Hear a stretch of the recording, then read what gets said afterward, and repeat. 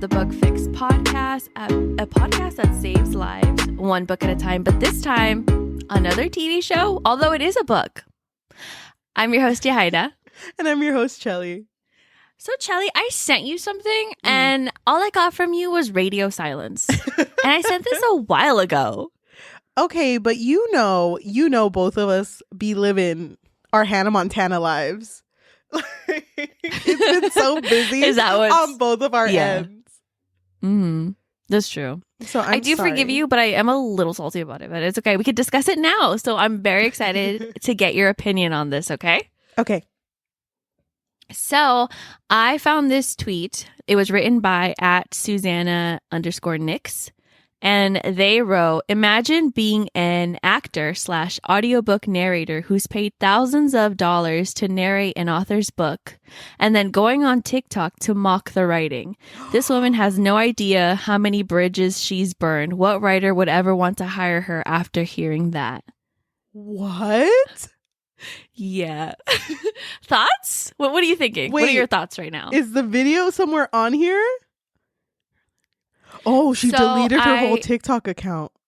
Yeah, she deleted her whole TikTok account. So I don't know who it was. I'm not sure what book it was either. But yeah, she just deleted everything. Dude, I don't know if it's just like a generational thing. That makes me sound so fucking old. But it feels like people are so comfortable with just posting with airing anything out online. Yeah. Because there are some things, like if you have opinion, if you're an audiobook like narrator and you have opinions on the piece that you're narrating, that's something that you can share with friends, maybe, you know, but if you are thinking of being employed in the future, you're not going to post that online. Like no one's going to want to hire you after you say something like that. Yeah, and I don't know what it is, but I agree with you. I think it's a generation thing because there was like an influx of people that just kept airing out dirty laundry pertaining to their work. Like, for example, like say you're a nurse and all of these nurses would just make these videos like, oh my God, today I had this patient. And it's like, why are you talking about your patients? Yep. You should not be talking about your patients. It's like a similar thing. Like you shouldn't be talking about your work to potentially thousands of people.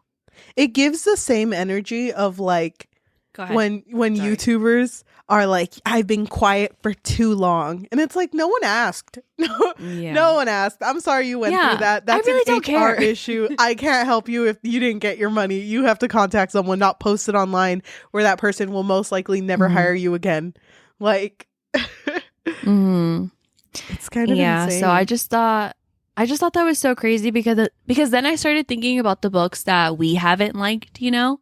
Yeah. And I was like thinking, like, imagine if that audiobook narrator came out and said, oh my God, I hated like saying this part. It's like, oh my, dude, like now you're breaking a fourth wall. Like it's weird. And also like at the end of the day, even when we don't like books, we never would go up to an author and be like, hey, your writing is trash. And like we kind of joke about it because like we go to book conventions and there are possibilities to meet those types of authors where the writing is not the greatest. But like, in our opinion, yeah. Yeah, but thank you. We wouldn't go up to them and trash them. And it's kind of like when we went to go see Tahiti Mafi and Adam Silvera, when Adam was like, oh, well, writing, like your opinion on it is subjective. Like you can't expect everyone to like the same thing. So if someone does, you don't have to like write a hate comment and tag the author specifically. You can write a criticism on it, but that's different, you know? Yeah, like that is so weird to be tagging the author when you have, you know, a negative review for their book. But also like we're not employed by these people, you know? Yeah. So it's very different. Like it's a different dynamic. But if someone were to be paying me and then me going off on like a tangent of how much I don't like my employer or my job or whatever, that's kind of weird when it's attached to like a person. I feel like sometimes, and like specifically with Book Talk, when it comes to certain things that people don't like, if someone else doesn't like the same things, it kind of feels like sometimes there are some people that can't let that shit go. Like if someone had an opinion of not liking a book, there's always going to be someone like, it's because you don't get it. You don't get it. And it's like, okay, yeah, whatever. Just let it go. Not everyone has to like the same books. Yeah, that's true. And I agree with you though. Like sometimes it feels like saying your opinion is like hurting someone physically. Like it's not that deep. Yeah, but oh my gosh, I'm glad you resent that one. That fucking sucks. I wonder what's gonna happen to that audiobook narrator. I don't know, because if I was that author, I would be like, you know what? I need a do-over. I need someone else to do my narration because I wouldn't want to be attached to that person. No, me neither. I'd be embarrassed and humiliated. Same. I know. That is really sad, honestly. But to change gears, today we are talking about a TV show that's, you know, it's become part of the podcast family, honestly. Like, yeah. Like if you've been with us long enough, you would know. You'd be like, whoa, an old friend. Like you would know, but also you, season 1, season 2, season 3 would know. Today, right, and now season 4. Today we are talking about the Netflix series You, specifically season 4, part 1 and part 2.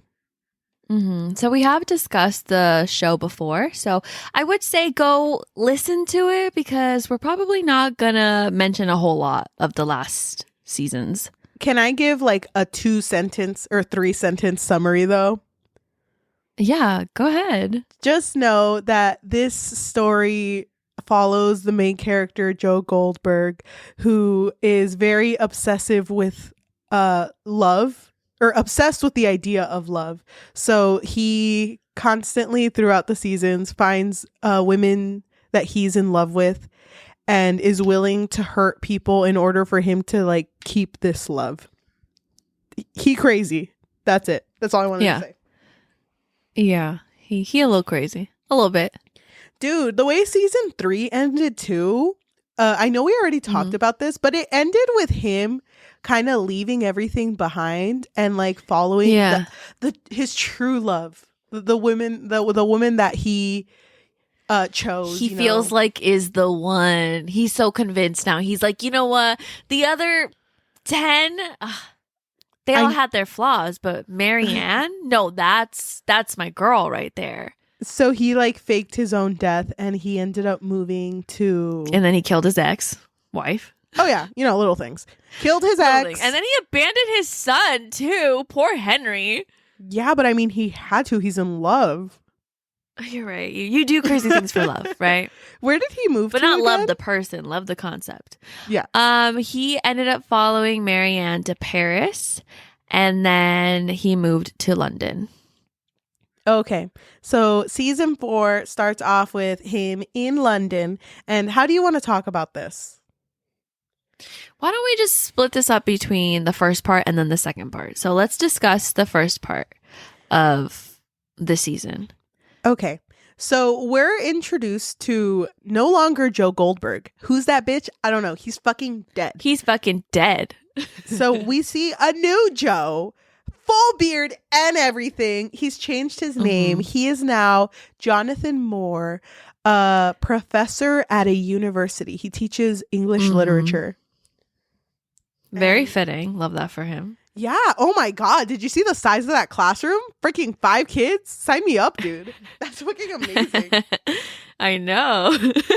He's a college professor. He teaches English lit. And he's like kind of good at it. Like, I don't want to toot his horn for him, but like, he's pretty good at it. And he, you know what? Killing and all that shit, that's in the past. That was Joe. Yeah. That was Joe, and Joe's dead now. And Jonathan Moore would never. He would never. Yeah. And so now he's just trying to mingle into this new world because he is mingled with the high society. He's living with like all of these rich people. Yeah. And dude, it's so funny because he's just surrounded by like everything he hates.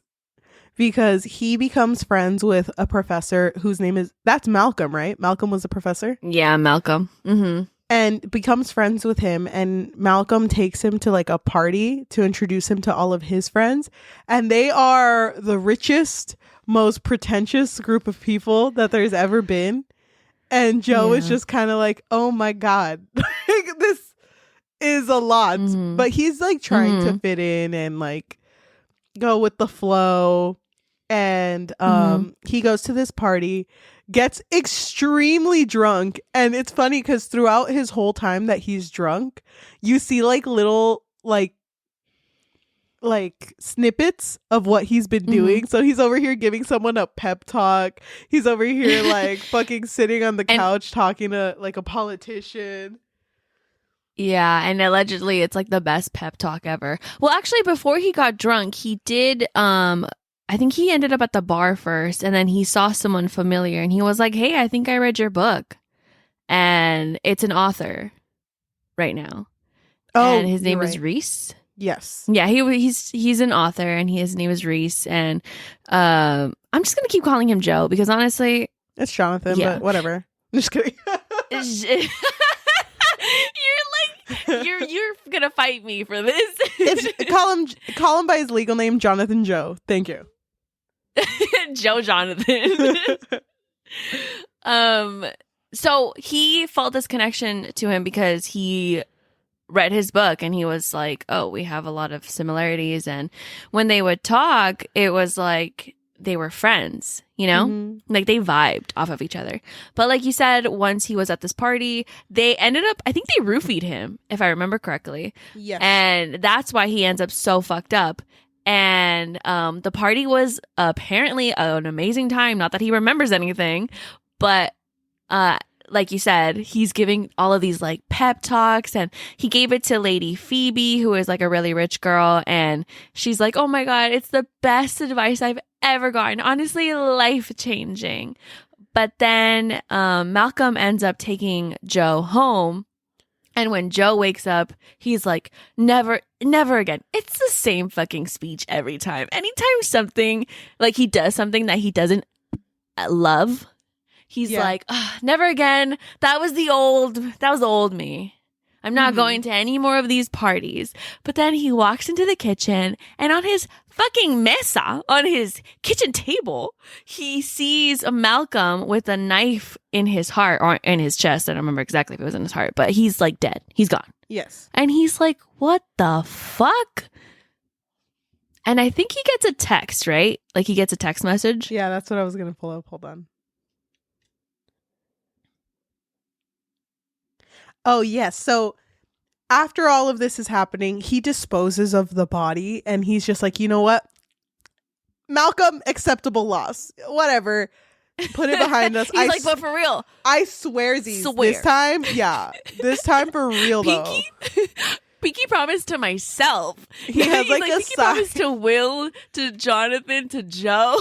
He has like a sign that's like on his, like near his desk, and it just says like, 1 day without murders, and he erases it and changes it back to 0.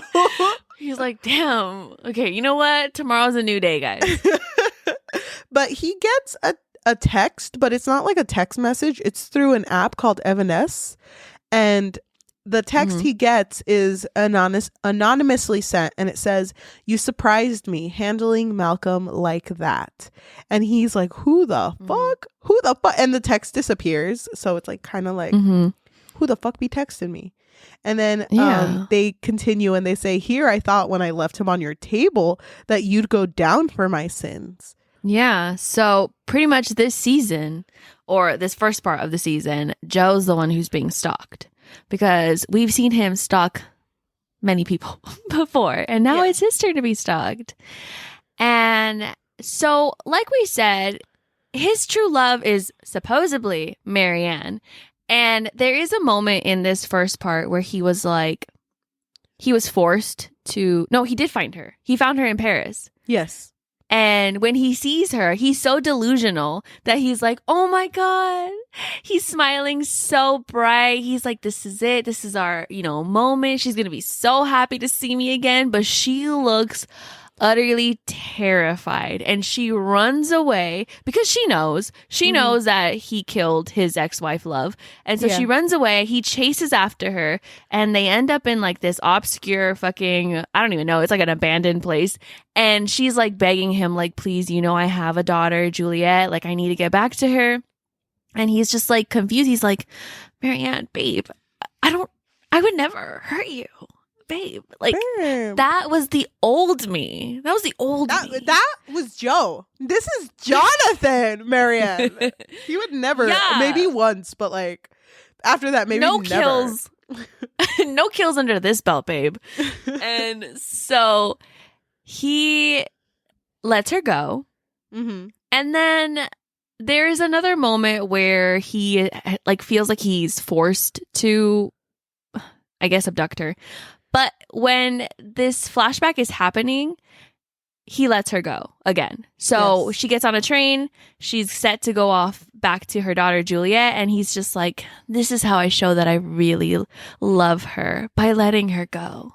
And so that's why he moved to London, because he was so ready to just start a new life and leave all this behind, like you said. But with this death, with the death of Malcolm, it kind of parallels with what he is reading at his work, which are like a bunch of whodunits, which is a genre. Yeah, the murder mysteries. Yeah, a genre of murder mysteries where there are several people and it usually happens in a locked room and you have to kind of guess who did it.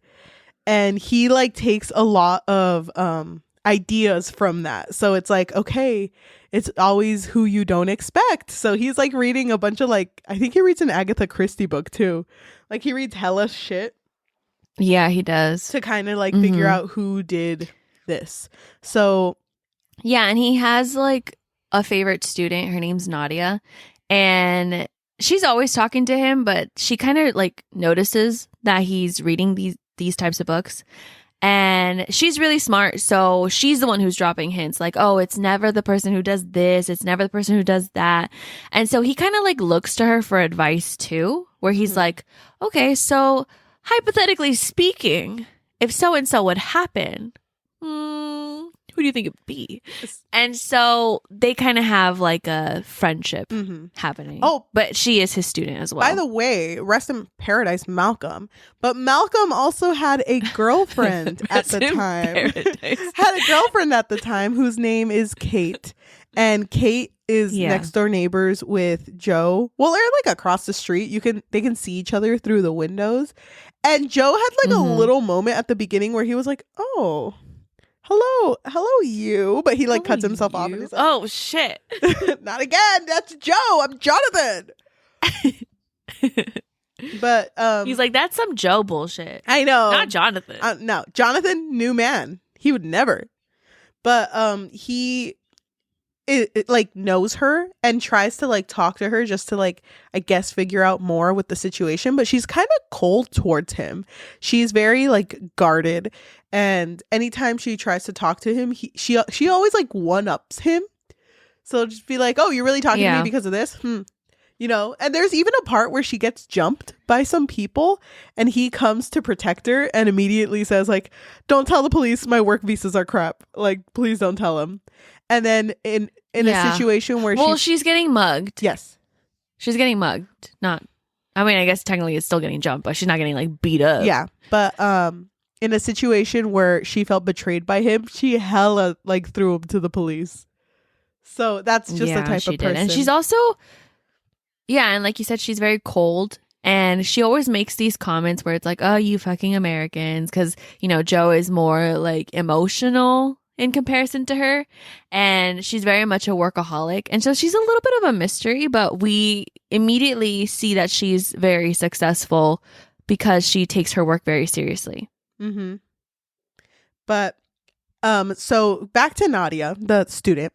Nadia's first hint to Jonathan, is that if you're reading a whodunit, a murder mystery, your first suspect is usually your second victim. And that is like his first clue. So he is sent off to go like to an art show. And I don't remember who the second victim was. I have them down. So the first victim was Malcolm. The second victim was Simon. So Simon was very suspicious. He seemed to not care that Malcolm had died. And Joe was like, it's obviously him. Oh my God, look at him holding a fucking art gallery right when his fucking friend died. And it's weird because like the art gallery happens and there's one point where it seems like someone is terrorizing the art gallery, but he's just like, no, it's part of the show. Don't you guys get it? It's part of art. Yeah. This is art, guys. And Joe is someone like splashing paint on my beautiful portrait is art. Like, that's beautiful. But it seems like nothing's gonna happen. And there's a point where Joe just goes outside and sits on a bench and goes to sleep. Which I was so confused on why he did that. Because he was hoping to catch his stalker because he knew that his stalker would be around the area. And so he was in his mind, he was like, oh, I'm going to protect Simon then because I know that my stalker is going to be around here. Mm-hmm. But bitch fell asleep. And so when he fell asleep, he was woken up by sirens. And then he was like, fuck, I was too late. Oops. Yeah, I guess 02 Goldberg, I guess. I guess nothing for me. He's like, damn, I mean, at least I kind of tried. I mean, I am still cold from the cold bench. Oh my God. But I think after this death, immediately he goes home and they have posted like articles all over his wall. Oh my God. And it's all articles of like the death of Guinevere, which is Gwen from season 1, the death of dude, I don't fucking remember the second. Love. And it's pretty much all of the kills that he's done. And and Peach. And yes. And so it's like all of the people that he's killed and it's all just like laid out in articles in front of him. So he knows that someone has figured him out. And so he gets another text and it pretty much says like, oh, hello, Joe. Am I right? Are these articles all about you? This you, Joe? This you? Joe, this you? And at this point, like, he's like, he does not want to be part of this at all. So Joe keeps writing like, I'm Jonathan Moore. I don't know what the fuck you're talking about. Who the fuck is Joe? That's a stupid name, first of all.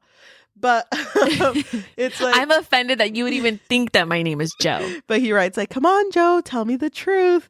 And Joe gets fucking like,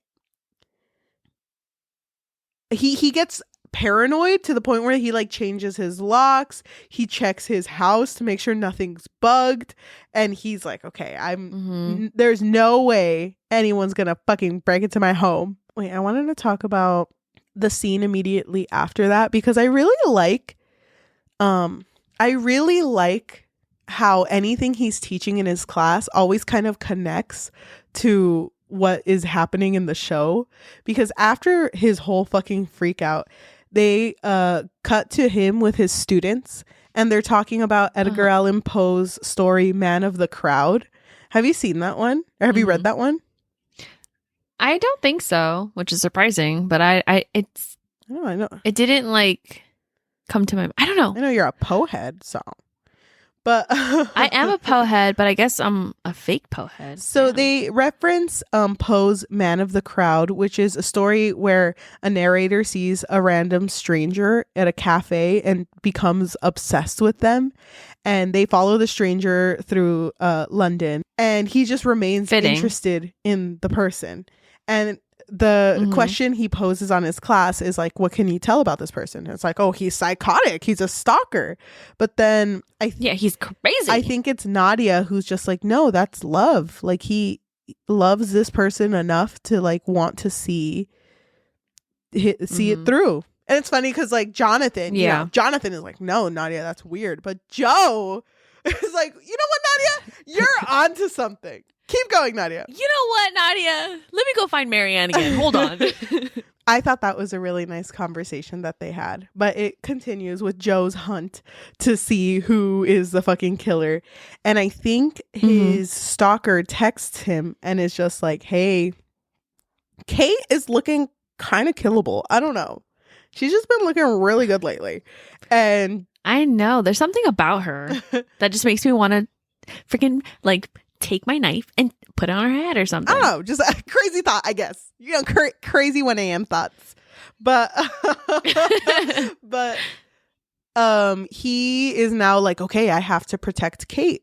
And he, like, I think they approach each other and she's like, leave me the fuck alone. And she leaves and he, like, to a cafe, and he follows her all the way there. And it's just like, hey, I'm sorry I was mean to you about the whole police thing. I know the police just wanted to do their jobs. But you know what? There's an actual fucking person out there killing people, and you're kind of acting like a fucking damsel in distress. Like, you're just kind of like putting yourself in situations. Red fucking flag. You're here alone at the cafe? Yeah, you know. Are you dumb? You know, me, Jonathan Moore, I wouldn't do anything to you, of course. But if I was Joe Goldberg, not saying I am, but like if I was, I'd kill you like 14 different ways right now. You gotta be safe about this. Oh, that's so romantic. I would say 15, but we're not there yet. But they like they're like so like tense, like their friendship. But she's like, okay, fine, let me go show you something. And she walks him to like in like a park, I guess, and they just fucking have sex, dude. They just go for it. Yeah, I think she, okay, because she was dating Malcolm, you know, R.I.P. Malcolm. And Joe knows that Malcolm was, you know, having, you know, the time of his life. I think they had an open relationship, if I remember correctly. So he knows that she's sad, but she's not like that sad. And I think that her sleeping with him was, the way that I interpreted it was that maybe she thought that that's why he was following her, because he just wanted to sleep with her.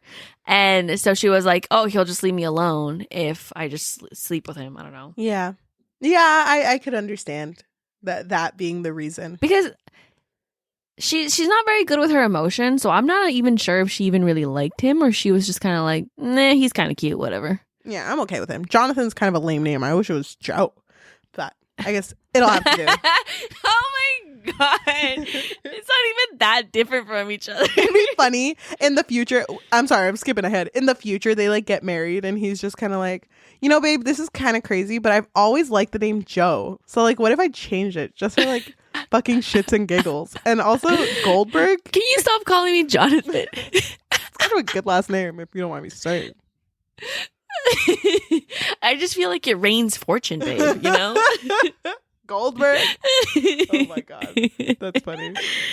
But yeah, that would have been funny. After they have sex, dude, he gets a text message from his stalker, and the stalker just like fucking goes off and is like, hey, I've been watching you protecting air quotes, and I've figured you out. I think you kill to protect the things you love, and Kate's not love yet, but she did help me see your pattern. And yeah, then they write, you like it, how it feels to kill.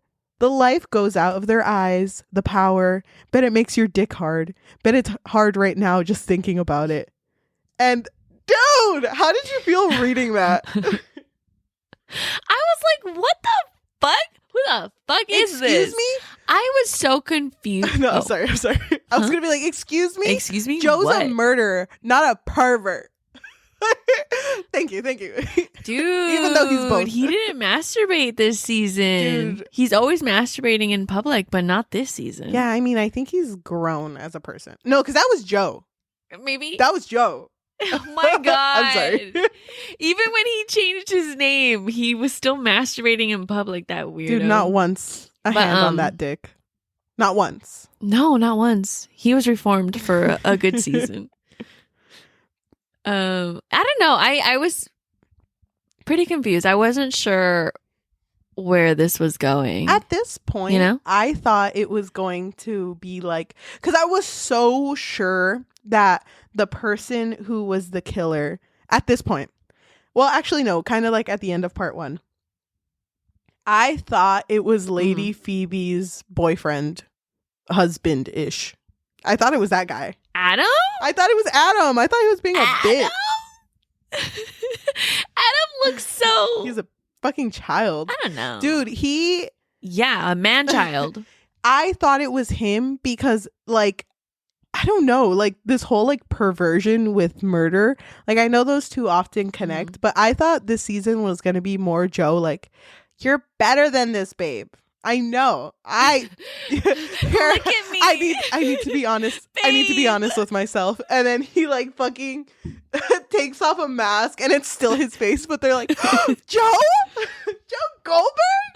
I knew it. Oh my God. You killed your wife? Oh my God, Joe. Oh my gosh. But I thought it was going to be him. So at this point, I was like, there's someone else who's more fucked up than Joe. Like I was so sure that was where it was going. And I'll be honest with you, this whole part 1, when it got up to that point, I was so fucking frustrated because I hated the fact that we were thrown into this season with fucking 80 characters. And I'm like, okay, now I have to learn all this shit. Like, I don't care about any of these bitches. Why do I have to learn about them and this fucking random ass person? Yeah. I was so turned off at this point. A lot of characters. I agree with you for the most part, but I did think that it was interesting that this season was very different from the other ones, because in the other ones, you know, it's very like, okay, he's obsessed with this one girl and he'll do anything to, you know, keep this idealized version of whatever life he wants to build with this person. And so I liked that finally there's something different. Like, okay, now he's the one who's being stalked. And I was here for like, because there's a lot of also like social commentary with like these rich bitches, you know? Dude. And so I liked that. Go ahead. I'm glad you brought that up about like the social commentary, because immediately after that text conversation, I actually think it's in the next episode. Joe shows up to like a bar where all of the rich friends are at. And the police show up and are like, hey, we need to talk to you. But every rich person is looking at him like, it was him, wasn't it? You know, like so fucking snob. Like, and as soon as like he walks out and looks at them again, they're still staring at him like that because they want someone to blame and to hate. And as soon as they figure out it's not him, they like, oh my gosh, this is our friend Jonathan. Of course it's Jonathan. He never did anything bad. And I fucking hated that. Yeah, they're very two-faced. I hated it too because they just couldn't see past like their own like fucking bank statements, you know? And so when there was someone hunting them down, you know, I forgot what the name was for the killer. Like they gave the killer a name. I forgot the name. Eat the Rich Killer. Oh, there you go. Thank you. They all just kind of assumed like, oh, well, of course it would be him. But just to fast forward, so he does have to go on a trip, right? He goes on a trip because Lady Phoebe was like, I need to get away from all this. This is also stressful. Yes. And so she makes like a trip. And so he goes along because he thinks like, okay, best way for me to figure out who this person is to become close to this like circle. And while he's here, there is another murder that happens. And how did you feel about him walking in on Kate holding the knife? And she was like, sitting next to the dead body of Gemma, who I think Gemma was like the worst character. Yeah. Gemma, don't rest worst character in the sense of like, oh, like she was just a bad person. Yeah, she wasn't a great person. Oh my God. She wasn't a great person. I was fucking confused. And honestly, I'll be super honest. Explain it to me later when we get to part 2. I'm still kind of confused how that happened. How she just ended up on the floor holding the knife. But Joe, I think she just walked in on her already dead body and she just kind of like, I don't know why she would pick the knife up, but she did. Yeah, maybe stab her a few times just for funsies. I know. She's like, you know what? She's already stabbed. And I am mad at her because of the way that she was bullying the wait staff. But yeah, that was that. I mean, I think things were just happening to throw us off. And that was one of them. I was so confused because I was throughout the whole thing, I didn't think it was Kate, because that's usually how murder mysteries are. The person you think it most likely is, or like the one who has the attitude of like, yeah, I could kill a bitch, isn't someone who would. You know what I mean? Yeah. So I didn't think it was her. But the fact that Joe was just so quick to be like, I got you. Let's just take her out, you know, cut her into little fucking pieces and just like take care of this shit. I know, seriously. But there was a moment where he started to doubt her and he started to spiral in the way that he spiraled with Love when Love killed the other character. I forgot her name. So he was like already like, oh my God, wait, what if she's also crazy? So like it was still there. But I forgot why he just ended up trusting her. Or maybe he just was like, I'll just question her later. I think she snapped him out of it where she was just kind of like, you really think I did this? And then he's just like, oh, okay. Yeah, actually, yeah, I do. But after this, Joe goes on a walk with one of the characters. I don't remember who he walks with. It was Roald. It was the guy who had a crush on Kate. Dude, Roald was ready to shoot Joe. It was out of jealousy, no? It was just jealousy, yeah. I think it's because Joe is obviously a poor bitch. And he's like, whoa, I have all of these mansions, babe, and you're going to pick him a teacher? I know. You know how much teachers make? Shit!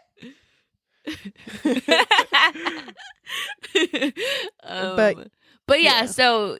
He's hanging out with Roald, but he's also hanging out with Roald because he is assuming, oh, this is the guy who's been texting me this whole time. Like he thinks that it's him for sure. Mm-hmm. So he's walking with him, and then Roald was gonna shoot him, but then Kate shows up and kind of like interrupts them. But let's just skip to, you know, that part. So closer to the end of part 1, he's with Roald, and no, they find Gemma's body, right? And so everyone's hunting Joe down because they're like, oh my God, it's him, because she was onto him, you know, because Gemma was over here drunk and saying like, you know, it's a little interesting that ever since you showed up, we like people, the rich started dying pretty much. And so she was accusing him already. And so them finding her dead body, they're like, oh my God, it had to have been Joe. And so now Roald, it was like, going after him and hunting him down, but then Joe gets knocked down, and Roald gets knocked down too. And when they wake up, or when Joe wakes up, because he wakes up first, he wakes up in like a dungeon looking thing. I don't even know what the fuck it is, a wine cellar probably, I don't know, it's underground. And so he wakes up, he's chained to like the wall, very Saw style, you know, but it's his hands, not his feet. And so he sees that it's Reese, you know, the author that he had that connection with. And Reese is just like telling him, okay, I have an idea. Yes, it's me. Hey, babe. So I have an idea. We're going to frame everything on Roald and move on from this, you know, like we'll see what happens afterwards. And Joe is so turned off by this, like this whole thing, because he can't believe that it's Reese who's behind all of these murders, because like I said, he had this connection with him, you know, he read his book, he was like, you and I had similar lives or similar experiences. But Reese tells him like, you have to do this or else just die here with him, pretty much. And I think for a second, Joe does think about not killing him, but like escaping and then leaving Roald there, because the whole place gets set on fire. And Roald is like pleading, like, please, like, you have to help me. You have to get me out of here. And he does end up helping him like with the chains. And so Reese is already gone. He's left. And they end up escaping this cellar. And Kate is actually the one who opens the door, like the latch. And she pulls them out. Yeah.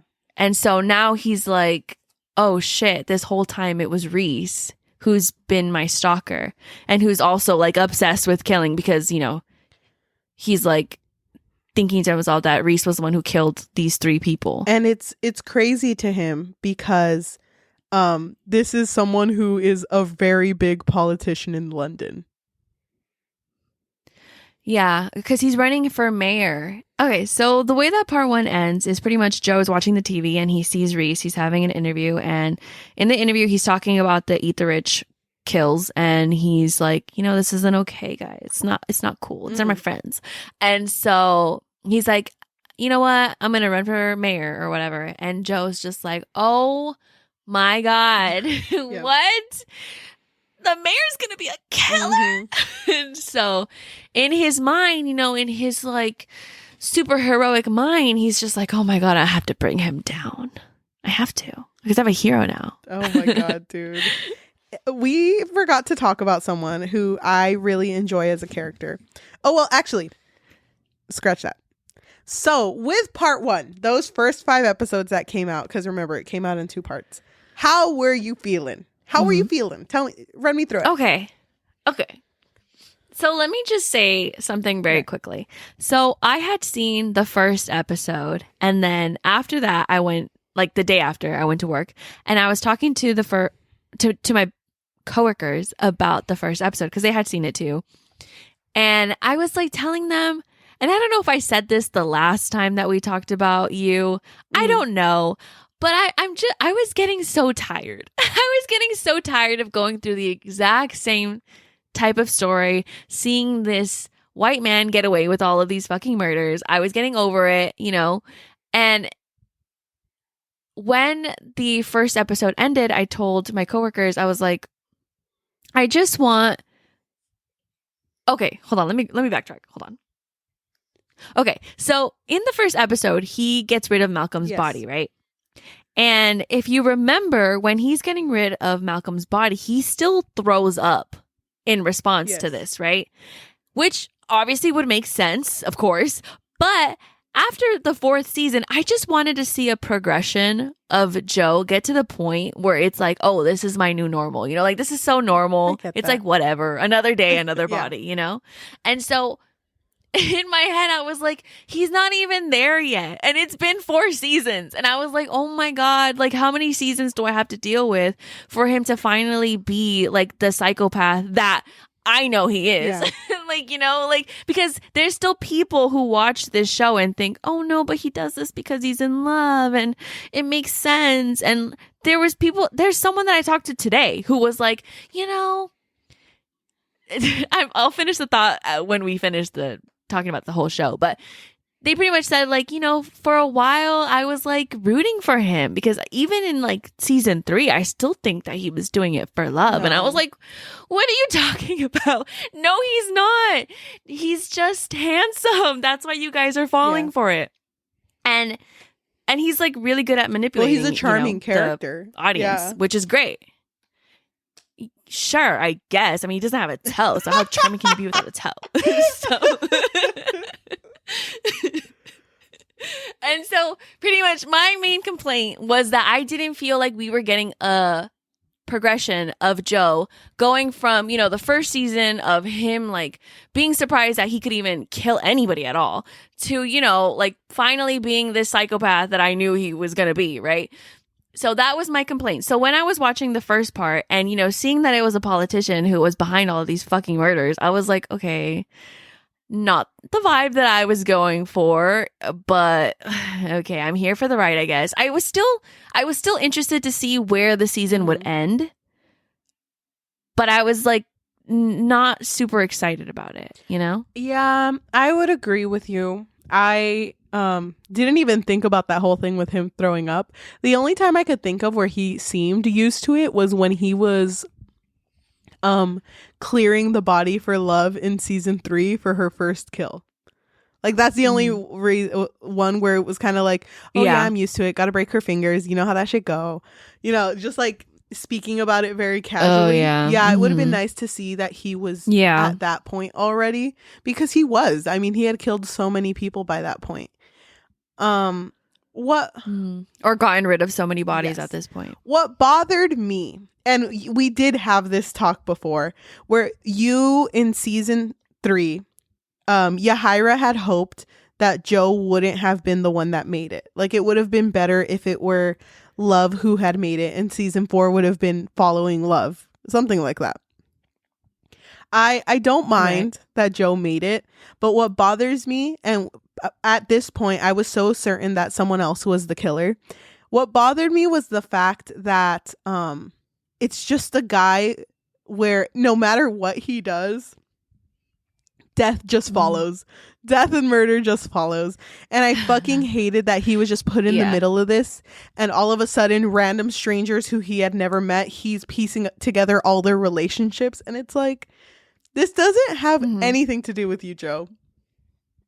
You don't need to be a part of this. You can fucking leave. Like, I did not care. Dude, I did not care for anyone except fucking... And I know how much you hate when characters who don't need to be in the situation are in the fucking situation. hate You know what it! I mean? Like, when it's not actually there. Yeah, you do. So I totally get that. Oh my God. It drives me insane. The only character I tolerated was fucking Lady Phoebe till the end. That's a ride or die type bitch. I fucking love her. Queen. Yeah, she's a queen. It was so funny because we didn't talk about it, but in part 1, she was having boyfriend issues, and she talks to Joe about it, and it's like, maybe just like get into the type of kinks that he likes. And so she just like goes up to him and is like, babe, I want to take it to the next level. Let me fucking pee on you. And he's just like, yeah, sure. And he's like laying down, and his face looks all scrunched up and disgusted. And she's like, babe.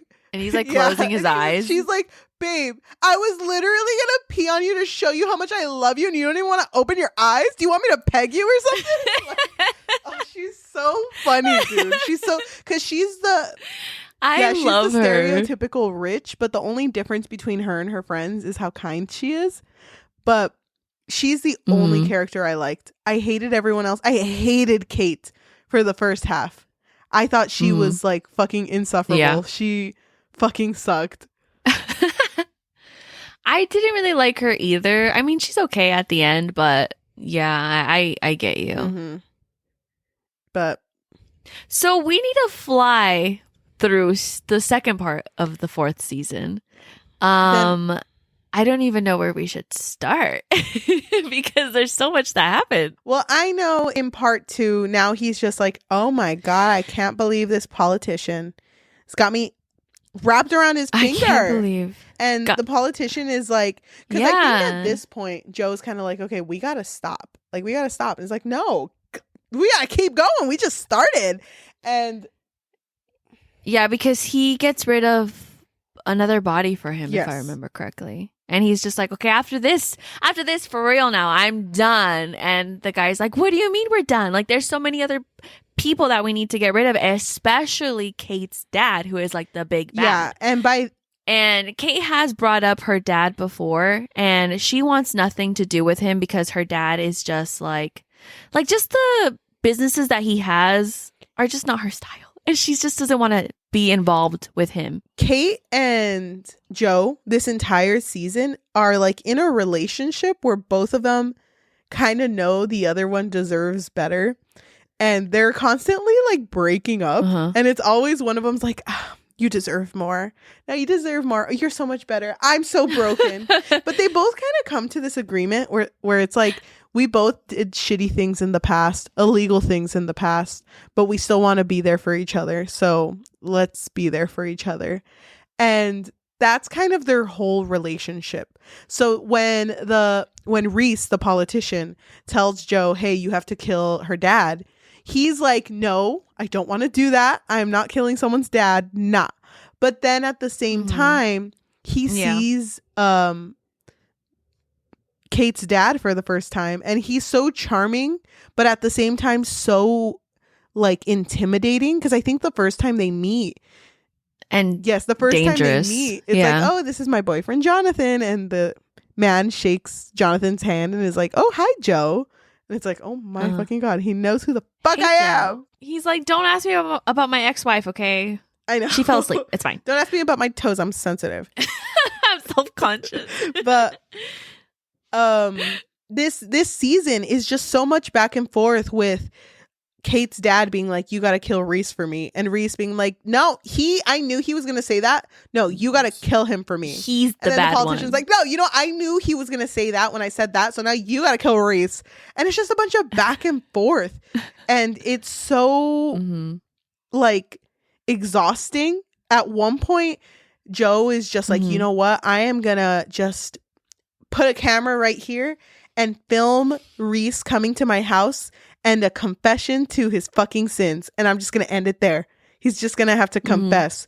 And as soon as Reese comes over, it's just kind of like, oh my God, you're taping me. You're wired. I knew it. And he like takes everything off.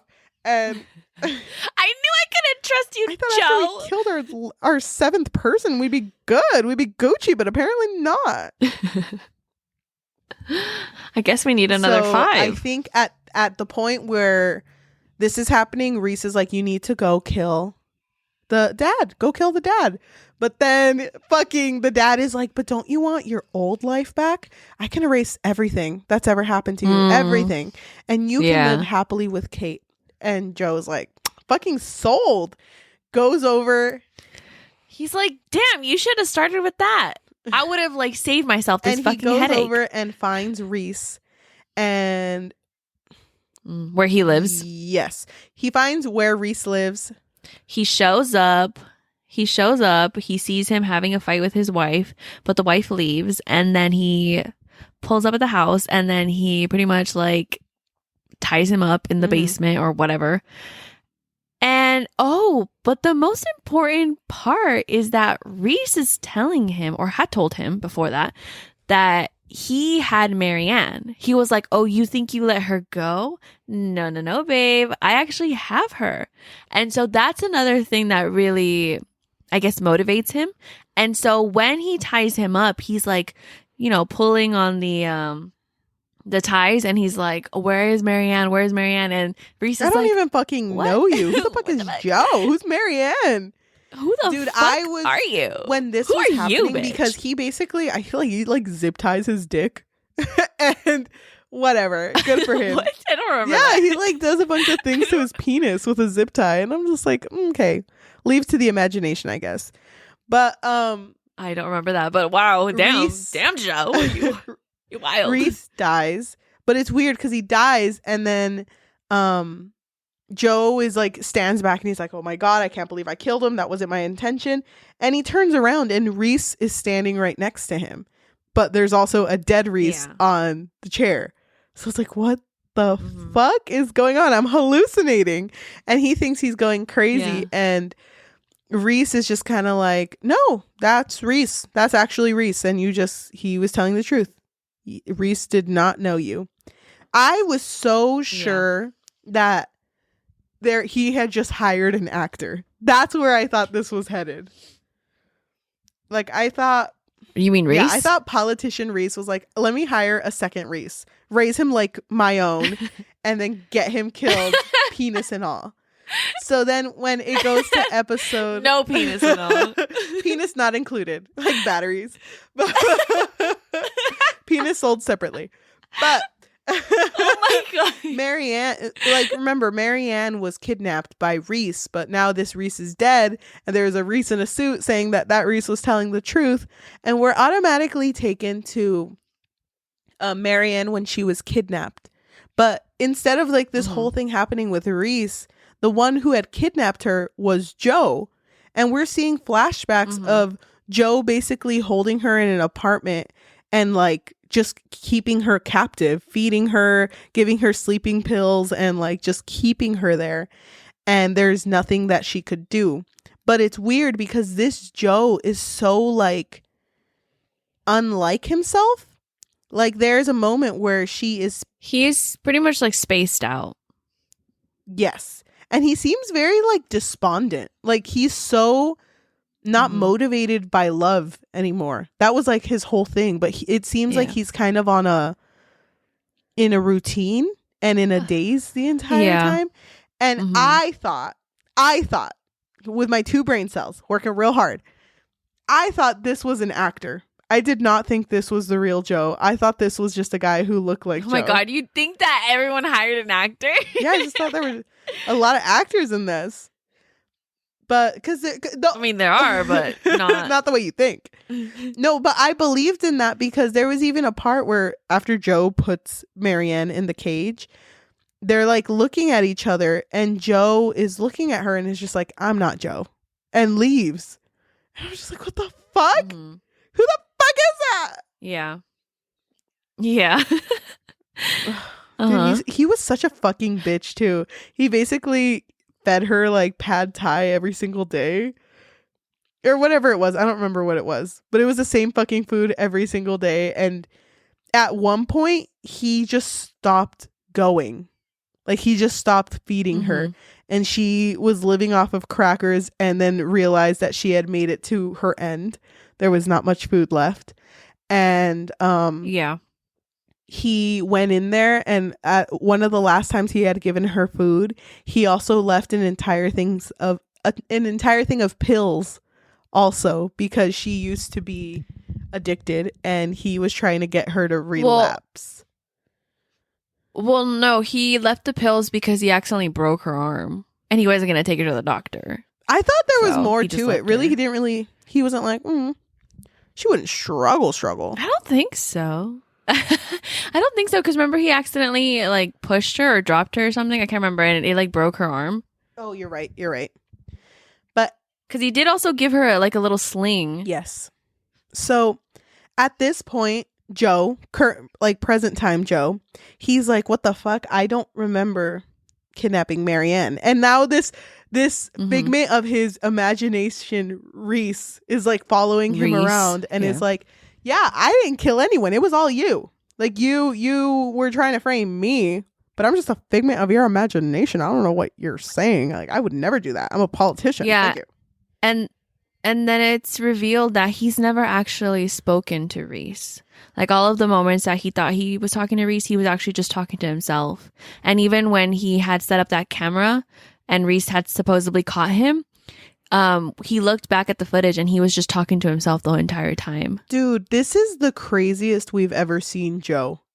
How did you feel about this reveal? But it like gets it gets worse though. So we're not even there yet. So pretty much at this point, there was a reason why Nadia started to suspect Joe. I think it was because he just happened to always be in these like moments of like heroism, like with, him saving Roald. And then there was another one. It was that. And I'm was not entirely also sure the fact that like she suspected something, and then she brought up like, hey, have you read my story that I sent you? And she made like a comment of like, how did you feel about this one scene? Which it wasn't in her book, but he lied and was like, yeah, it was good, but the character was kind of flat. And she was just like, why would he be lying? That's so weird. So she decides to snoop around his office, and that's I where feel like there was another reason, though. A book about torture. I'm not sure what it was, but yeah, I just don't remember what the reason was, but there was something else. But it doesn't matter. So anyway, she breaks into his office, finds a key, finds somehow where the key belongs, and she pretty much finds the cage that Marianne is in. And Marianne tells her like, you can't call the police. You can't get the police involved, because anytime that they get involved, he just gets away with it. Like he'll just start a new life. Like he's done this many times before. And Nadia doesn't really understand. Like she's still in shock, because yes, she did suspect her teacher, but at the same time, seeing this girl locked up, I don't think was what she was expecting. Mm-hmm.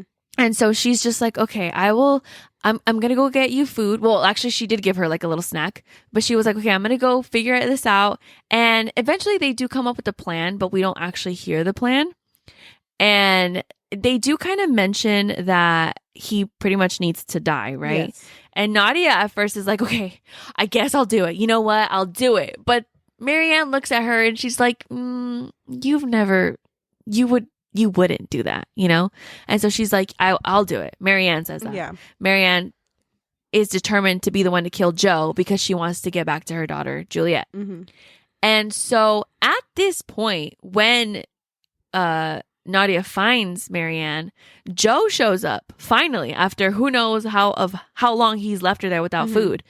And so Nadia hides in like this little corner area, and Joe is just so in shock. Like, he's so shocked when he sees Marianne there because, you know, he had created this entire other reality where he let her go.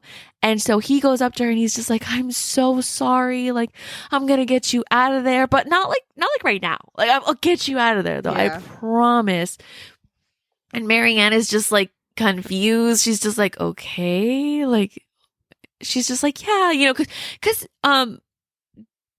Guinevere did the same thing where like they kind of play along with him, like, yeah, I know you would never do this to me. You wouldn't want to hurt me. Like, of course not. You're so nice, Joe. Mm-hmm. And so Joe gives her food and he's just like, I'll come back and then I'll let you go. First thing, I think tomorrow. I'm not entirely sure. Just like first thing, whatever. And so he leaves. And after this moment, he's like pretty much getting ready to leave. Like, he's getting his like he's just getting things in order pretty much. And so he has this moment with Kate where he's like, babe, can I call you babe? I'm so sorry, babe. And what happened was that Kate realized that her dad controlled more of her life than she had thought. She thought that she had cultivated this life for herself, you know, this, you know, where she ran her art businesses and all that. But her dad revealed to her, like, girl, no, all of that was thanks to me. I even know your period. Like, I have your period tracked on my phone. Like, I know everything about you. Do you need a pad right now? It's your heaviest day. Like, that is so fucking weird. And so she is so upset by this. And she reveals it to Joe, and Joe's, you know, Joe can't help himself. He's like, okay, I am going to leave, but I also love her. You know, like, I love her. And so he decides to attack the dad. And I think that the discussion that he has with the dad is so interesting because even the dad tells him, like, I mean, yeah, I'm a little controlling, but I love her. Aren't you doing the exact same thing though? And Joe never fucking realizes it. He never accepts it when he has these moments of someone saying, like, you're doing the same thing that I am. He never accepts it. And so he's like, no, but I'm better. I'm freeing her though. And so he does end up killing the dad, and he like fucking frames it in a way where it was because of his bodyguard. Because he also kills the bodyguard. He does it in a way where it would appear that the bodyguard did it for money. Yes. Right? And then after this moment, the timeline might be off, okay? Watch it. No, you're fine. But after this moment, he goes to Marianne. Marianne is dead on the floor because, so the last conversation that he had with Marianne, he had gotten her phone, which was stashed somewhere else, and he had texted the grandma because the grandma was the one who had Juliet, her daughter. And the grandma reacted in a way that was like, oh my God, you're using again. I knew it. You know what? You're never going to see Juliet again. And so Joe knew that Juliet was all that she had to live for. And so she was so upset the last time that they spoke. So when he goes to her in this present day moment, he sees that she's dead and all of the pills are gone, like the pills that he had given her for the pain. Yes. And so he just assumes that, oh, she OD'd. And so he goes off and he doesn't bury her because I think she leaves like a note, right? Yes. For him, but I don't know what she said, but it's something to do with Juliet. I can't remember. But anyway, he leaves her in a bench just there, forgotten, whatever, so that when she's found, her daughter will know for sure that, you know, she's dead and she's not just left wondering if she'll ever come back. Can I bring something up? And so yeah, go ahead. While this is going on, I'm not sure if it happens before or after, but Joe has like a dream because he hella drugs himself with like Lady Phoebe's medicine, and he goes to sleep because he's trying to like turn off his like Reese figment of his imagination that keeps talking to him. And he has this dream where he had already set, or he was going to set Marianne free, and accidentally poisons her and forgets the lock code. And he goes through like this crazy, like he sees her and then he sees Gwen and then he sees Love and he's seeing like all of these girls that he has fucked with and the reason, like him being the reason that they're dead. And they're kind of telling him like, you're going towards the right path. Come on, you got to go towards the right path. It's going to tell you what you need to do. And the last one he sees is Love, which I think is really good because that was really the only character that understood him at a deeper level than the other girls. And Love is just like, okay, you made it. You know what you have to do. And she's like handing him a key. Well, at first he thinks it's a key. And he's like, oh my God, thank you so much. I can save her. And she's just like, it's not the key. And when he looks down, it's a gun.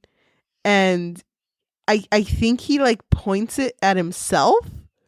Or yeah. He has a moment where he's looking at it. And she says, somebody at the end has to die in order for this to end well.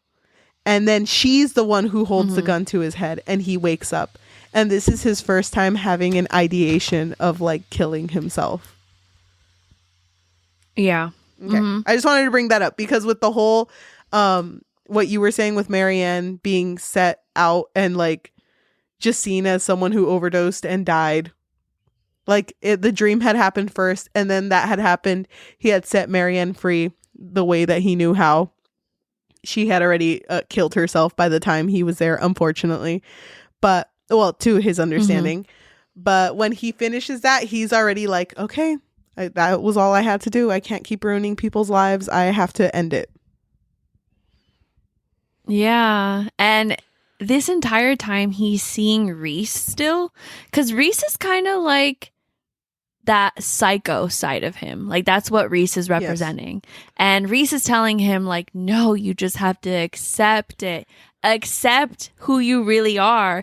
And Joe is, you know, he's in a turmoil. He's just like, I don't want this. I don't want to be this person. And so he goes off to the pier and he's having this conversation with Reese and he just kind of accepts that the only way, like you said with Love, the only way for this to end is for someone to die. And he's like, well, someone's gonna die. And so he pushes Reese into the water. But they have a hug first. Falls. They have a sad hug. Oh, I know. They did hug, which is weird though, because it's himself. But he looks at Reese with such love in his eyes. And Reese kind of looks back at him and he's like laughing because he's like, oh my God, we did it. And he just throws this fucking imaginary politician over the bridge. Don't you have one? I think everyone should have one. Of course. I have the governor just here with me. But like, it's so weird to me. And you know what? We'll get into. Well, we can get into it right now if you want. It's so weird to me that this is the same Joe from season 1. Like the fact that he fixated not on like a girl, but instead on like an entire fucking politician, that completely changes the type of like his pattern. Like it doesn't seem like the same Joe anymore. And I don't know what triggered him to go this far, you know? I think it had to do with the fact that when he had put Marianne in the cage, he hit his head. And that was kind of what started his whole, like you said, he wasn't really there anymore. And while he was with Marianne, he would be listening to Reese all the time. Like Reese was always on, you know, in the background, podcast, anything.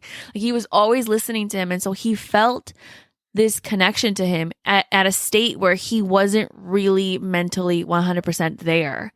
And so I think that because he saw a little bit of himself in Reese's story, he saw like the crazy side of himself manifested into Reese, because maybe he just wanted to see someone else react the same way that he does, which is, you know, always murder. And I agree in a way. Like there was a lot of things that happened in the season where I was like, I don't know, this feels kind of out of character. But of course, like him hallucinating the entire time kind of saves it, because it's like, okay, well, he's still crazy then. He's just hallucinating. But if you remember, in all of the other seasons, he's still, And even in this season, he still thinks that he's a good guy. He doesn't have any accountability. He's just like, dude, no, babe, I'm the hero in this story. I was so shocked, too, because when he throws fake Reese off of the bridge, he goes there, like, down with him. And he's like, he goes on, like, this entire speech, like, you know, they say when you're killing yourself, this is, like, a very trigger warning, they say when you do that, you regret it immediately. And he felt that, but he was already so deep in. If they had ended it there with him actually dying, I feel like in a way it kind of ends the cycle. And just like to catch up to this point, Nadia had gotten Marianne out. They like had planned everything. She wasn't actually dead. She's off to live her own life. Everything seemed like it was like all the plots were like ending, and he had killed himself. Yeah. And so that's kind of what I expected out of this, but there was still like fucking 20 minutes left, and I was like, oh shit, like what else is gonna happen? And he wakes up, and he's at a hospital, and the doctor's like, oh my god, like you died for like 2 whole minutes and you're here now and we're glad you're okay. There's someone here to see you. And Kate comes in and is just like, Joe, why didn't you tell me you were going through this? Like, you know, I'm here for you. And Joe's just like, I am so like, I guess he's like kind of relieved, but he's just so in shock that he's like, ask me anything and I will tell you about my past. I will tell you about what haunts me and the reason I was led to this. And he basically admits that he has killed people, and it's something that he has done. Like it's a continuous thing, and that his real name is Joe Goldberg. And Kate's just like, you know what? We all do kind of crazy shit sometimes. And it's fine, dude. She like forgives him. Also, keep in mind that she knows that Joe killed her dad, but she thinks it's because her dad was the one who told him to kill Reese, and so therefore he would have something over Joe. So she's like, yeah, I get it. Because she's also, you know, responsible for deaths as well. Yeah, she is. She has also done some pretty dark shit. So, at the end, just to like close up all of the ties, Nadia, the student who had basically kind of figured everything out, helped Marianne, figured out that Joe was a killer, had went with her boyfriend to Joe's house and was basically gonna like take pictures of all the evidence. And he because she knows that any like serial killer has like a trinket box, and so she was like, I know he has one, I just have to find it. Yes. And so then she takes a bunch of pictures of all the things that she finds. And when she's leaving, she's on the phone with her boyfriend and is like, come on, we gotta go. And Joe's out there, takes her phone, unlocks it, and goes through her phone and deletes everything. And he basically tells her like, hey, if you're smart, you will never talk about this again. Like, you're just gonna leave and just never talk about this again. And even on her way out, like while she's leaving, she sees her boyfriend's dead body like on the floor. And after this, Joe is kind of narrating over this and is like, yeah. And she was very smart. She never spoke about this again. Never again. And he is closing up the show and is like, here's how everyone's life ended. Lady Phoebe, she's fucking living it up. She's a teacher now in like a third world country. There are people who do great things with their money. There are people who become monsters. But, you know, everyone deserves a second chance, just like I did, bitch, after I died and came back. And then we're shown Joe again. It like, you know, without his beard, it's clean shaven Joe. And he's being interviewed by someone while he's sitting next to Kate. And they're like they're running a piece where it's like, Joe Goldberg, a person who escaped from his crazy wife, back out there in the world taking charge. And they're just basically, Joe and Kate are talking about how like they're gonna change the world, that the future is gonna be bright, and they're both hardworking and fighters, and they're gonna, you know, make positive change. And he has a moment where they talk about how they're both willing to fight for anything but for the good. Like, that's how he words it. And he has like this moment where he looks out the window, and I don't know if you noticed, while he was looking out and he was like, for the good of everything, he like had like a Superman moment where you can see the world, like, you know, the buildings, the streets and everything, and you see his reflection on the glass as if he's everyone's savior. And it's like, Joe. But it's Reese though. His reflection is Reese. Wait, oh my God. Wait, you're gonna scare me if it is. Yeah. His reflection is Reese. Hey, dude, I'm shaking. Because this pretty much insinuates that he has accepted it. Because he even mentioned something about killing people. He was like, yeah, I'm used to that too. But at the end of the season, he actually looks into the camera. His reflection isn't Reese. Yes, it is. Wait, give me a minute. Give me a timestamp. Oh, I see it. That's scary. Ew. I don't like that. How did you not notice that? I'm spooked. Why is he looking at him like that? Dude, that's... Because he's Reese now. That's so scary, dude. I actually spooked myself. I gave myself goosebumps. Ew. Dude, what? How did you not notice this? Ew, dude, imagine looking into the mirror and seeing someone else. Just fuck that shit. Stop. Okay, so pretty much Joe is psycho. Like, he is finally accepted that he's a psychopath. Because that moment with Nadia, you like glossed pretty quickly with it, and I get it because we've been talking for a while now. But that moment with Nadia literally gave me fucking chills because he had no remorse. None. And he didn't tell her to leave. He pretty much told her, like, yeah, you figured it out. Of course you would. You're my smartest student. And when she falls like on the blood of her boyfriend. And, you know, there's a fucking knife there. And I think he hands it to her too. He's like, you're smart. You know that if you're smart, you're not going to talk. And she didn't talk. And I hated it because this whole moment, he was so smug about it because he knew that he had won. Because Kate, you know, I don't know if we made it clear enough, but she has a lot of fucking power. And like her dad had enticed him with, you know, him being able to erase his, you know, mistakes for him, she did that for him at the end of the season. And so he was able to come back as Joe, but now he's embraced this fucking psychopath in him, which I think it's interesting that Kate is similar to Love, but in a different way, because with Kate, she tells him, like, we're going to keep each other good. So, like, keep each other in check, right? Like, they're not going to go off on killing sprees or whatever the fuck. I don't think she would, at least. I hope not. But I don't think she would either. But we don't know. We'll see.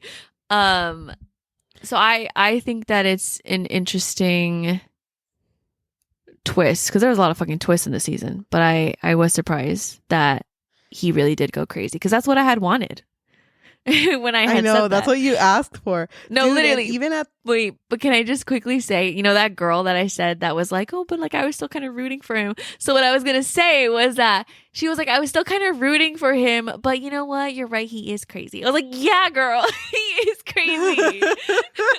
I didn't need this moment, but I'm glad that it's there because apparently some people needed it. I think with him, like this entire season, basically getting over Marianne, when she was finally out of the picture, now like with Kate being his person of interest, this is like a person who actually justifies his kills. So like the whole season with him questioning like, no, I don't want to be like that. It's because he had all of like those social, like the social barriers holding him back.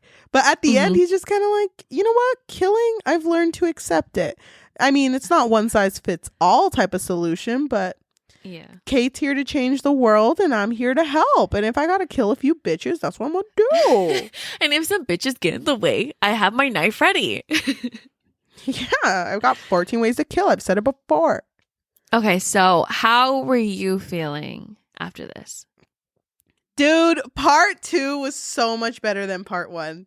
Yeah, I agree. I liked it so much more. I like the idea that Joe like was going insane, and I like that it wasn't a random stranger that was killing everyone, because that's not what I was looking for in the show. That would have been very cheesy, and it would have just felt like, oh, they're gonna do that with every season. Like, yeah, I now like Joe's how the hero. It's irritating, and I know they do it on purpose, but it's irritating that he always fucking wins. I just want this man to have one L. Just one. Well, it's because when he finally freaking loses, it's gonna be so amazing. I fucking hope that it doesn't turn into like the end of the Lovely Bones. I swear to God, if Joe doesn't get caught and he just fucking falls off a cliff, I will be so mad. I hope he gets we see him die of natural causes. Oh my God, I will lose my mind. He's so wood, I like, he's so wood. I also hope that this ends well. I don't know if it's just the circle of people that I hang out with, but a lot of people didn't really feel hype about season 4.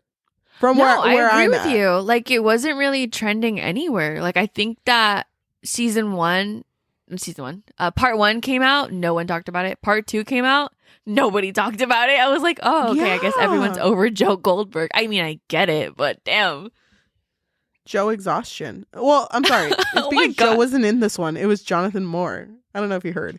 Oh, that's why. That's why it flopped. I think it's because Love wasn't in it, honestly, because that's when I was super into the show. The whole idea of them both being killers. I was so into that shit. So when they all of a sudden introduced a bunch of pretentious rich people, I was so turned off by the idea of this show. But it felt like one of those seasons that you just had to follow it up until the end for it to get good. I know, and I freaking hate that though. Like, I hate, like, even in books where they're like, get to book 2, it'll get good, I promise. It's like, no, I need it to get good episode now. 40. It gets good at episode 40. That's when it really gets wild. That's when, like, no. That's when you hit euphoria level. I don't know. Like, I agree with you. I felt like this show was more exciting with Love, because then the stakes were higher. But now, I mean, I think the stakes are still high, though, because now all bets are off, I'm assuming. Now I'm assuming he'll fucking kill, no problem. He's not going to be feeling guilty about it, because he would feel guilty. Or remorseful, yeah. He would feel that way because he genuinely believed that he's a good person. So Can I ask you a question? Yeah. Was Gwen from season 1 his first kill? No, it was wasn't it his mentor? No, it was his dad. Man. It was his dad. Remember when he shot him? Okay. As a child? Yes, you're right. But Gwen was his first like obsessive person that he took, right? Yeah, that was his first like love. His first supposedly. love. Well, he thought it would be Candace technically, but Candace didn't die, so. Yeah. Okay, I was just wondering. Yeah, so Marianne is good, thank God. She's with her daughter, but I do wonder if she's gonna try to get herself involved. I hope she doesn't. I hope she's like good, you know? She's the only one who survived out of all the ones he loved. Yeah. But I wonder if it's gonna come back and bite him. You know, something has to come back and bite him. Mm-hmm. A lot of people thought that Love was gonna show up in this season. Well, I mean, she did, but not in the way that everyone she looked wanted. like such a queen. I know, I freaking love her. But anyway, what's that one Rest saying? in paradise. Is that one saying? I support women's rights, but more importantly, I support women's wrongs. Yeah. Love that for her. Oh my gosh. That was a long That's it. Bye. That's it. Okay, cool. Thanks for listening. Dude, I'm so glad that we talked about this. This has been on my mind. I have been like wanting to say everything about this fucking show because I was so excited that we finally saw, you know, something better than last season. At least I still think this is better than last season. Okay. Well, you know, we are also going to use season 5 when it comes out. So let's make some predictions. We gotta make predictions. What's gonna happen? Prediction hour. Can I make a big prediction? And it's kind of like knock on wood type of. Okay. I have a prediction that season 5 is gonna flop. Well, I mean, this one already flopped, so it's not like... I feel like it's gonna flop worse. Because didn't you hear that the actor apparently was like, this character Joe, he always has sex, and I don't want to have sex because I love my wife. And people came for him. Oh, yeah. That's a whole fucking discussion. We should have talked about that at the beginning of the episode. But yeah, he pretty much said that he didn't want to do any more like explicit sex scenes anymore because he had quite a few in this show. But I mean, like, I feel like that's not a crazy thing to ask. I mean, you don't have to have explicit sex scenes in a show to make it interesting. This kind of reminds me of that one chapter in Evelyn Hugo where oh my god, yes, I know what you're talking about. Remember Evelyn acted in like a very like sexual scene in a movie, but it was with her ex-husband, and her wife was like, "Excuse me?" Is there anything you wanted to mention? I feel like we've said everything that we need to say. I am predicting that in the next season, I do think it will also flop, but I also feel like it might be their last one because of the low traction that this one had. And I think that, I don't know, I think Joe's gonna do the same shit. He's gonna fucking bullshit. Yeah, still on his bullshit. I think that he's gonna idealize Kate, but she's probably gonna do something like super minuscule, and then he's gonna be like, damn, I knew she wasn't the one. I just knew it. Also, how does Joe always end up with these like powerful women? Like, hello? He just is so, like I said, he's charming. He's a manipulative, charming dude. No, okay. Let me reword. There are some people that you can tell the way they come off, they are always going to be liked in social circles. And that's just the type of energy that Joe gives off. And that's why he gets away with so much shit. Okay. Yes, true. Can't wait for him to just get caught. Like, I hope it's the next season. Please. I just want him to get caught already. We've been doing this for too long. I really hope that if Kate dies, I do not want her to die because of him. I want her to die because of something he probably did, but not because he's the one who does it. I'm pretty sure he's going to do it because now he's psycho mode. So I don't know. I guess we'll see. Thank you so much for listening to our episode. Oh my god, that was a long one. Thank you. Long ass episode. I promise. Fingers crossed. It will. If you are listening to us in audio form, whether that be Spotify, Apple Podcasts, Amazon Music, or anywhere you get your podcasts on, can you please leave a rating of 5 stars and a review? Just like tell us how you feel about you season 4. I would really like to know. Not again. And if you are if you are watching us on YouTube, if you can like, comment, subscribe, hit that notification bell. We usually post every Tuesday and Thursday, but life has been a little hectic for both of us. Yeah, so I feel like for this remaining month and probably the next one, it'll only be like once a week if we're lucky.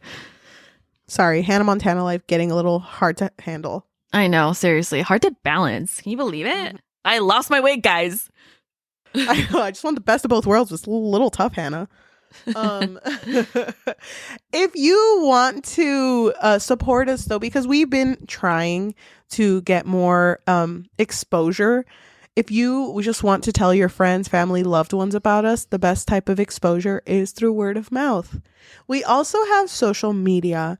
We have TikTok, which is the Book Fix Pod, THEBOOKFIX. It's actually just the Book Fix. I like it. And Instagram is the Book Fix Pod, THEBOOKFIXPOD. I think I'm going to switch to Insta. I use TikTok a lot. So if you want to support us on there, great. But I'm going to become an Instagram queen. That's my March, April goal. Finally. It's hard, dude. And also TikTok's dying soon, so yeah, that's true. Rest in paradise. Rest in paradise. But what if, Yahaira, this might be a little crazy. What if someone wants to support us more and they have like $5 extra? So we did make a Patreon recently, and we'd really want our Patreon to be a place where our listeners can let us know what kind of content they want to see from us. So if you're interested, our Patreon is patreon.com/bookfix. Oh my God, we're done. Thank you so much for joining us, and we will see you next week. Bye. Dude, you know what next week is? Shadow and Bone? Shadow and Bone! Dude, where it started. Yeah, going back to the beginning. Can we use the same title? No. Can we start it the same way? I'm so excited. I don't even know what we said. I think it was Who's Mal? Who the fuck is Mal? Dude, I don't even want to listen to our old episode, to be honest. I don't either. I probably won't, but don't look back. It would be kind of cute, but no, I won't do it. No, I don't want. We gotta invite Niles back on for this episode. For this one, shout out Niles. Sometimes I still hear her voice. Oh yeah, me too.